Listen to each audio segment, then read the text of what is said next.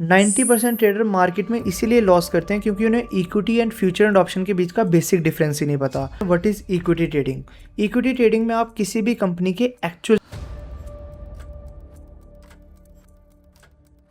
तो चलो जी, अब हम बात करते हैं फ्यूचर एंड ऑप्शन की, सबकी मनपसंद चीज़ की बात करते हैं। What is equity trading? Equity trading में आप किसी भी कंपनी के एक्चुअल शेयर्स बाय करते हो, आप एक तरीके की उस कंपनी में ओनरशिप लेते हो। एंड इक्विटी ट्रेडिंग का एक ये भी फायदा है कि इसमें आपको कोई एक्सपायरी वगैरह नहीं देखनी पड़ती।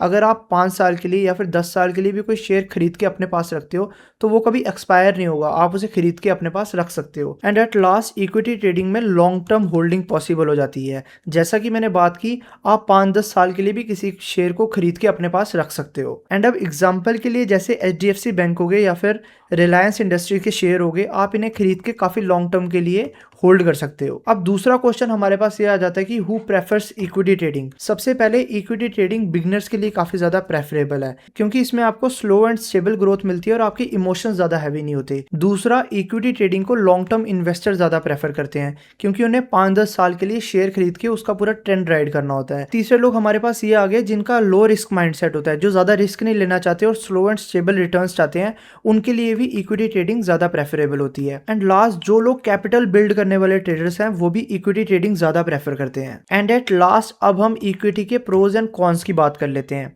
सबसे पहले, इक्विटी ट्रेडिंग का सबसे बड़ा फायदा ये है कि इसमें फ्यूचर एंड ऑप्शन से बहुत कम रिस्क रहता है। दूसरा, इसमें कोई भी टाइम डिके का इशू नहीं रहता। जैसे मैंने आपसे बात की कि आप किसी भी शेयर को 5-10 साल के लिए होल्ड कर सकते हो, इसीलिए इसमें टाइम डिके का कोई इशू नहीं होता। तीसरा फायदा इक्विटी ट्रेडिंग का ये आ जाता है कि जब आप किसी शेयर को लॉन्गर टाइम फ्रेम के लिए होल्ड करते हो तो उसमें आपको डिविडेंड भी मिल सकता है। एंड लास्ट में ये बिगनर्स के लिए काफ़ी ज़्यादा फायदेमंद होता है क्योंकि इसमें आपको इमोशंस के साथ इतना नहीं लड़ना पड़ता और जो आपके रिटर्न्स होते हैं वो एक तरीके के स्टेबल रिटर्न्स होते हैं। अब हमने इक्विटी ट्रेडिंग के फायदों की बात कर ली, तो अब हम कॉन्स की भी बात कर लेते हैं। सबसे पहले, इक्विटी ट्रेडिंग में स्लो ग्रोथ होती है। समझ लो अगर आपने रिलायंस का शेयर 100 में खरीदा है तो उसको 150 जाने के लिए एटलीस्ट 4-5 साल भी लग सकते हैं, जो कि एक बहुत ज़्यादा टाइम है, इसलिए इसमें स्लो ग्रोथ होती है। एंड इक्विटी ट्रेडिंग का एक और कॉन ये है कि इसमें कैपिटल की बहुत ज़्यादा रिक्वायरमेंट होती है। अगर आपका कोई शेयर 2000 का है तो आपको उसके लिए पूरे 2000 ही पे करने पड़ेंगे। एंड अब हम लास्ट कॉन की बात कर लें, तो आप जब इक्विटी ट्रेडिंग करते हो तो उसमें आपको कोई भी लेवरेज नहीं मिलता।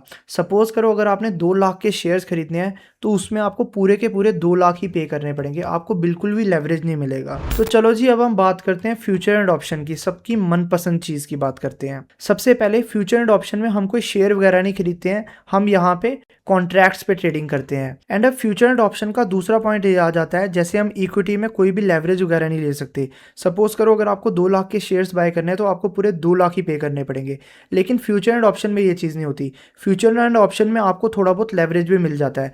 अगर आपने सपोज करो लाख के शेयर बाय करने हैं तो क्या पता आपको उसकी जगह 50,000 पे करना पड़े, क्या पता आपको 5x मार्जिन मिल जाए तो उससे भी कम आपको पे करना पड़े। एंड थर्ड पॉइंट की बात करें तो एफएनओ में एक्सपायरी का बहुत ज़्यादा रोल प्ले हो जाता है क्योंकि यहाँ पे हम कोई शेयर वगैरह नहीं खरीदते, हम कॉन्ट्रैक्ट्स पे ट्रेड करते हैं।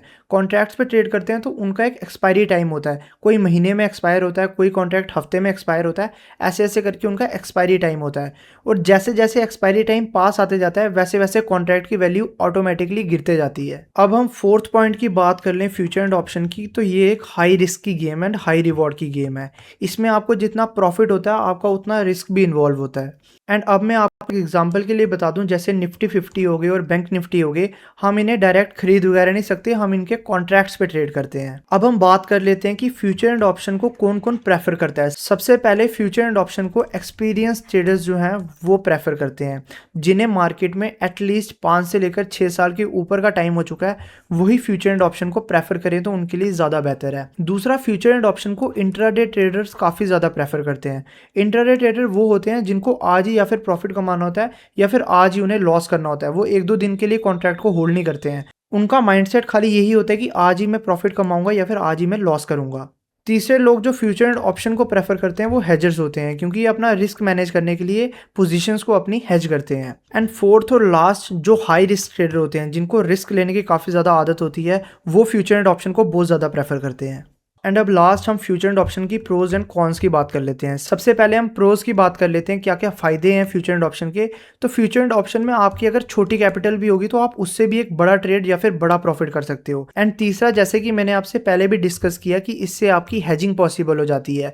आपका किसी और ट्रेड में अगर ज़्यादा रिस्क चल रहा है तो आप उस रिस्क को इसके साथ हेज करके मैनेज कर सकते हो। अब हमने फ़ायदों की बात कर ली, तो अब हम इनके कॉन्स की भी बात कर लेते हैं। सबसे बड़ा जो खतरा होता है फ्यूचर एंड ऑप्शन में, इसमें हाई लॉस होने के बहुत ज़्यादा रिस्क रहते हैं और 90% ट्रेडर फ्यूचर एंड ऑप्शन करते वक्त लॉस में ही रहते हैं। दूसरा इसका जो कॉन है वो है टाइम डिके, क्योंकि यहाँ पे हम कोई शेयर्स वगैरह नहीं बाय करते, हम कॉन्ट्रैक्ट्स बाय करते हैं और कॉन्ट्रैक्ट की एक एक्सपायरी डेट होती है। इसीलिए जैसे जैसे वो एक्सपायरी पास आती है, कॉन्ट्रैक्ट्स की ऑटोमेटिकली वैल्यू जो है, जो प्राइस जो है उसका, वो घटता रहता है। इसलिए इसमें टाइम डिके का बहुत ज़्यादा इशू रहता है। तीसरा, वही जो मैंने आपके साथ पॉइंट डिस्कस किया कि इसमें एक्सपायरी प्रेशर बहुत ज़्यादा होता है। जैसे जैसे टाइम पास आएगा वैसे वैसे आपके कॉन्ट्रैक्ट की वैल्यू ऑटोमेटिकली घटते जाती है और जिस दिन आपका कॉन्ट्रैक्ट एक्सपायर होता है उस दिन उसकी वैल्यू जीरो भी हो जाती है। एंड एट लास्ट, सबसे बड़ा इशू फ्यूचर एंड ऑप्शन में ये रहता है कि यहाँ पे इमोशनल ट्रेडिंग बहुत ज़्यादा होती है। आप अपने इमोशन ज़्यादा बैलेंस नहीं कर पाते हो, आप अपने ऊपर कंट्रोल नहीं रख पाते हो और आप इसी वजह से हाई लॉस कर देते हो।